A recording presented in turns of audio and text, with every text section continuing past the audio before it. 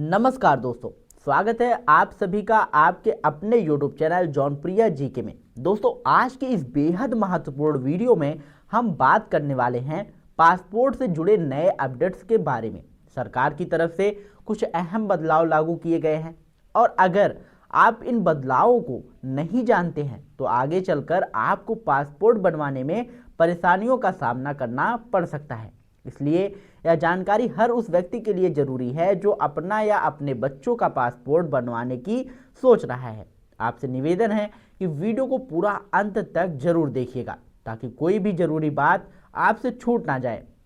दोस्तों, जैसा कि आप जानते हैं कि समय समय पर सरकार जो है डॉक्यूमेंट्स में बदलाव करती है, चाहे वह आधार कार्ड हो, पैन कार्ड हो, वोटर आईडी हो, राशन कार्ड हो या जन्म प्रमाण पत्र हो। उसी कड़ी में पासपोर्ट को लेकर भी कुछ नए बदलाव किए गए हैं।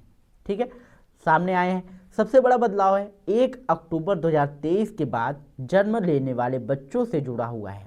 अगर आपके घर में 1 अक्टूबर 2023 के बाद किसी भी बच्चे का जन्म हुआ है और आप भविष्य में उसका पासपोर्ट बनवाना चाहते हैं तो अब जन्म प्रमाण पत्र यानी कि बर्थ सर्टिफिकेट अनिवार्य कर दिया गया है। बिना जन्म प्रमाण पत्र के पासपोर्ट की प्रक्रिया पूरी नहीं होगी। ध्यान देने वाली बात यह है कि 5 साल से कम उम्र के बच्चों का जन्म प्रमाण पत्र बनवाना अपेक्षाकृत आसान होता है, लेकिन अगर समय निकल गया, बच्चा 8 साल, 10 साल, 15 साल, 18 साल का हो गया और आपने जन्म प्रमाण पत्र नहीं बनवाया तो आगे चलकर आपको काफ़ी दिक्कतों का सामना करना पड़ सकता है।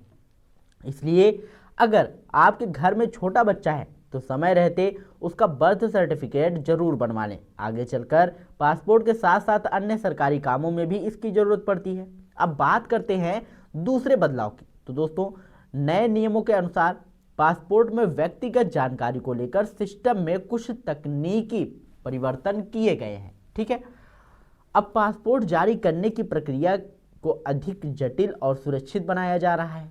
जानकारी का सत्यापन सीधे सरकारी डेटाबेस से किया जाएगा।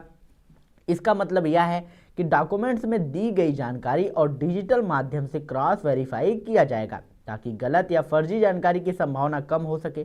पहले कई बार ऐसा होता था कि अलग अलग डॉक्यूमेंट्स के नाम पर पता या जन्मतिथि में थोड़ा अंतर हो जाता था, जिससे आवेदन रिजेक्ट हो जाता था या सुधार के लिए बार बार ऑफिस जाना पड़ता था। तीसरा महत्वपूर्ण बदलाव है आवेदन प्रक्रिया से जुड़ा है। जब आप पासपोर्ट के लिए ऑनलाइन आवेदन करेंगे तो आपकी जानकारी आधार से लिंक होकर ऑटोमेटिक रूप से सिस्टम में भर दी जाएगी। यानी अगर आपका आधार कार्ड अपडेट है, उसमें नाम, पता और जन्मतिथि सही है तो वही जानकारी पासपोर्ट आवेदन में इस्तेमाल होगी। इससे जो है टाइपिंग की गलती, स्पेलिंग की त्रुटि या गलत डेटा भरने की समस्या काफ़ी हद तक कम हो जाएगी। लेकिन इसका मतलब यह भी है कि अगर आपके आधार में कोई गलती है तो पहले से उसे ठीक करवाना बेहद ज़रूरी है, वरना वही गलती पासपोर्ट में भी चली जाएगी। इसलिए आप सभी से निवेदन है कि सबसे पहले अपना आधार कार्ड जरूर चेक कर लें। उसमें आपका नाम, जन्मतिथि, पता, कहीं स्पेलिंग मिस्टेक तो नहीं है, अन्य विवरण सही है या नहीं, यह सुनिश्चित कर लें। अगर कोई त्रुटि है तो पहले उसे अपडेट करवाएं, फिर पासपोर्ट के लिए आवेदन करें।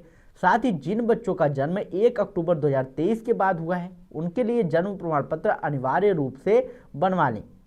पुराने आवेदकों के लिए अभी भी पहले जैसी प्रक्रिया लागू है, लेकिन भविष्य में नियम और सख्त हो सकते हैं। इसलिए जरूरी डॉक्यूमेंट्स को समय पर तैयार रखना समझदारी है। दोस्तों, पासपोर्ट एक बहुत ही महत्वपूर्ण डॉक्यूमेंट्स है। यह सिर्फ विदेश यात्रा के लिए नहीं बल्कि पहचान प्रमाण के रूप में भी कई जगह काम आता है। इसलिए इसमें किसी भी तरह की लापरवाही आपको बाद में भारी पड़ सकती है। कार्यालयों के चक्कर लगाने से बेहतर है कि पहले से सही जानकारी लेकर तैयारी पूरी कर ले।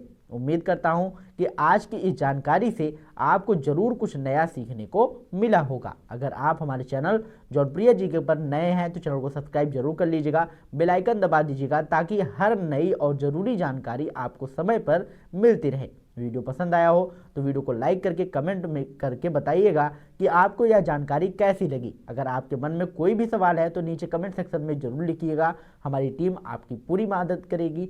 मिलते हैं नई वीडियो में नई अपडेट के साथ, तब तक के लिए जय हिंद, जय भारत।